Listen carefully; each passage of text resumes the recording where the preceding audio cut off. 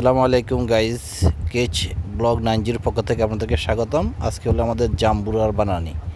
আজকে আমরা জাম্বুরা নিয়ে আসলাম। চালগুলো ছিঁড়ে সুন্দর করে জাম্বুরাকে এভাবে প্রেস করার কাজে শুরু করে দিলাম।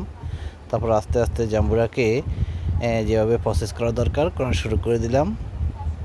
তারপর একটা প্লেট নিলাম, প্লেটের মধ্যে আগে কোয়াগুলো বের করলাম, দেখলাম যে খুব সুন্দর পুষ্ট হয়েছে।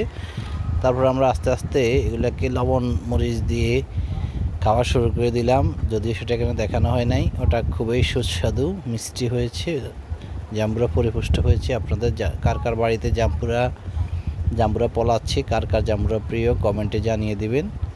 আর যদি আপনাদের বাড়িতে না থাকে তাহলে আমরা কুরিয়ার করে পাঠিয়ে দেব। লাইক কমেন্ট সাবস্ক্রাইব করে পাশে থাকবেন গ্রামীণ এরকম আরও সুন্দর সুন্দর ভিডিও দেখার জন্য। আপনাদের সবাইকে স্বাগতম। আসসালামু আলাইকুম রহমতুল্লাহ।